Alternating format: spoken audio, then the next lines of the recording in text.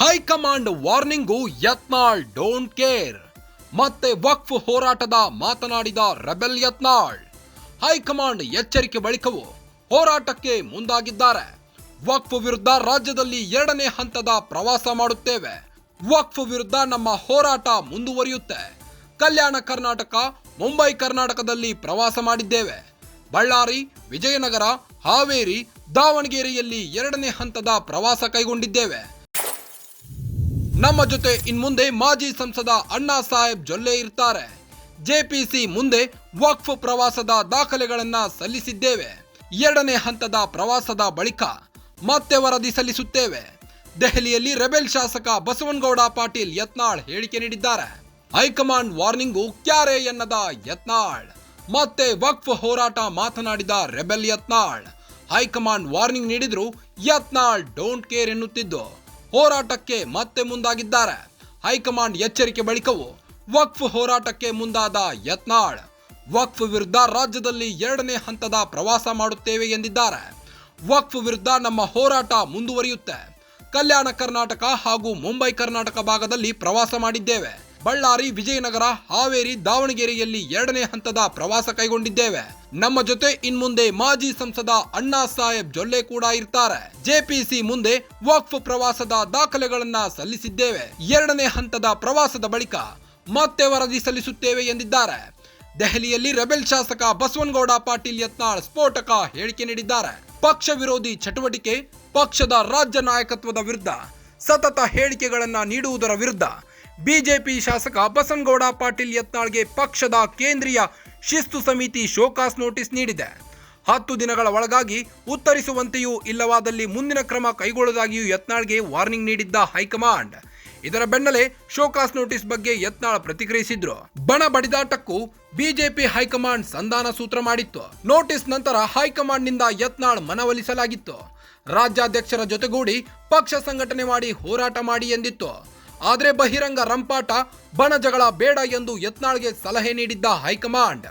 BJP ಶಿಸ್ತು ಸಮಿತಿ ಅಧ್ಯಕ್ಷ ಓ ಪಾಠಕ್ರಿಂದ ಯತ್ನಾಳ್ಗೆ ಪಾಠ ಕಲಿಸಲಾಗಿತ್ತು. ಹೈಕಮಾಂಡ್ ಎಚ್ಚರಿಕೆ ನಂತರ ಸಂಧಾನಕ್ಕೆ ಮುಂದಾಗಿದ್ದ ಯತ್ನಾಳ್ ಬಿಎಸ್ ಯಡಿಯೂರಪ್ಪಗೂ ಸಂಧಾನದ ಸಲಹೆ ನೀಡಿದ್ರು. ಶಿಸ್ತು ಸಮಿತಿ ಸಲಹೆ ನಂತರ ಯತ್ನಾಳ್ ಬಗ್ಗೆ ಬಿಎಸ್ವೈ ಸಾಫ್ಟ್ ಕಾರ್ನರ್ ಕೂಡ ಆಗಿದ್ರು. ಯತ್ನಾಳ್ ನಮ್ಮವರೇ, ಸ್ವಲ್ಪ ಕೋಪಗೊಂಡಿದ್ದಾರೆ ಅಷ್ಟೇ ಎಂದ ಬಿಎಸ್ವೈ. ಸಮಸ್ಯೆ ಬಗೆಹರಿಸಿಕೊಂಡು ಎಲ್ಲ ಒಟ್ಟಾಗಿ ಹೋಗ್ತೀವಿ ಎಂದಿದ್ದ ಬಿಎಸ್ವೈ ಹೇಳಿಕೆಯನ್ನ ಸ್ವಾಗತಿಸಿದ ಬಸವನಗೌಡ ಪಾಟೀಲ್ ಯತ್ನಾಳ್ ಮತ್ತೆ ತಮ್ಮ ಹಳೆ ವರಸೆಯನ್ನ ಬದಲಾಯಿಸಿಲ್ಲ. High command warning, Yatnal don't care ಎನ್ನುತ್ತಿದ್ದು ಮತ್ತೆ ವಕ್ಫ್ ಹೋರಾಟ ಮಾಡಲು ಮುಂದಾಗಿದ್ದಾರೆ. ಹೈಕಮಾಂಡ್ ಎಚ್ಚರಿಕೆ ಬಳಿಕವೂ ಹೋರಾಟಕ್ಕೆ ಮುಂದಾದ ಯತ್ನಾಳ್. ವಕ್ಫ್ ವಿರುದ್ಧ ರಾಜ್ಯದಲ್ಲಿ 2ನೇ ಹಂತದ ಪ್ರವಾಸ ಕೈಗೊಂಡ ಯತ್ನಾಳ್. ಕಲ್ಯಾಣ ಕರ್ನಾಟಕ, ಮುಂಬೈ ಕರ್ನಾಟಕದಲ್ಲಿ ಪ್ರವಾಸ ಕೈಗೊಂಡ ಯತ್ನಾಳ್. ವಕ್ಫ್ ವಿರುದ್ಧ ನಮ್ಮ ಹೋರಾಟ ಮುಂದುವರಿಯುತ್ತೆ. ಬಳ್ಳಾರಿ, ವಿಜಯನಗರ, ಹಾವೇರಿ, ದಾವಣಗೆರೆ ಜಿಲ್ಲೆಯಲ್ಲೇ 2ನೇ ಹಂತದ ಪ್ರವಾಸ ಮಾಡುತ್ತೇವೆ.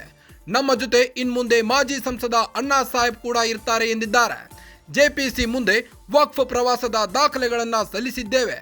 2ನೇ ಹಂತದ ಪ್ರವಾಸದ ಬಳಿಕ ಮತ್ತೆ ವರದಿ ಸಲ್ಲಿಸುತ್ತೇವೆ ಎಂದಿದ್ದಾರೆ.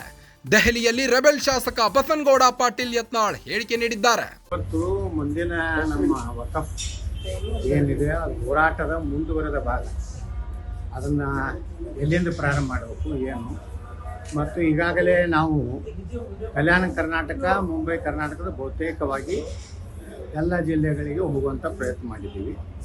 ಇನ್ನು ಮುಂದಿನ ದಿವಸಗಳಲ್ಲಿ ಬಳ್ಳಾರಿ, ವಿಜಯನಗರ, ಹಾವೇರಿ, ದಾವಣಗೆರೆ ಈ ರೀತಿ ಒಂದು ಪ್ರವಾಸದ ಕಾರ್ಯಕ್ರಮದ ಹಿನ್ನೆಲೆಯಲ್ಲಿ ನಮ್ಮ ಅಣ್ಣಾ ಸಾಹೇಬ್ ಜೊಲ್ಲೆಯವರು ಇರಲಿಲ್ಲ, ಅವರು ವಿದೇಶಕ್ಕೆ ಹೋಗಿದ್ರು. ಎಲ್ಲರೂ ಕೂಡಿ ಸಭೆ ಕೂಡಿ ಕಳೆದ 2 ದಿವಸಗಳ 3 ದಿವಸದಿಂದ ಏನು ದಿಲ್ಲಿಯಲ್ಲಿ ಆದ ಎಲ್ಲ ಬೆಳವಣಿಗೆಗಳ ಬಗ್ಗೆ ಚರ್ಚೆ ಮಾಡಿ. ಸರ್, ಈಗ ಮತ್ತಿವತ್ತು ಜೆಪಿಸಿ ಮೀಟಿಂಗ್ ಇದೆ, ಅದಕ್ಕೆ ಏನಾದ್ರು ಹೋಗಿ ದಾಖಲೆಗಳು? ಇಲ್ಲ, ಈಗ ಅವ್ರು ಹೇಳಿದ್ದಾರೆ, ಈಗೆಲ್ಲ ದಾಖಲೆ ನಾವು ಕೊಟ್ಟಿದ್ದೀವಿ. ಇನ್ನೂ ಅದು ಬರುವಂಥ ಬಜೆಟ್ ಅಧಿವೇಶನವರೆಗೆ ಇದು ಜಾಯಿಂಟ್ ಪಾರ್ಲಿಮೆಂಟ್ ಕಮಿಟಿಗೆ ವಿಸ್ತರಣೆ ಸಿಕ್ಕಿದೆ. ನಾವು ಮತ್ತೆ 2ನೇ ಹಂತದಲ್ಲಿ ನಾವು ಪ್ರವಾಸ ಮಾಡ್ತೀವಿ. ಅಲ್ಲಿ ಏನೇನು ನಮ್ಮ ರೈತರ ಮಠ ಮಂದಿರಗಳ ಸರ್ಕಾರಿ ಆಸ್ತಿ ಬಗ್ಗೆ ಏನೇನು ಮಾಹಿತಿ ಸಿಗ್ತದೆ ಅದನ್ನು ಜೆಪಿಸಿ ಮುಂದೆ ನಾವು ರೈತರನ್ನ ಮಠಾಧೀಶರ ಕರ್ಕೊಂಡು ಬಂದು ಒಂದು ನಮ್ಮ ಇದನ್ನು ಸಬ್ಮಿಷನ್ ಮಾಡಿ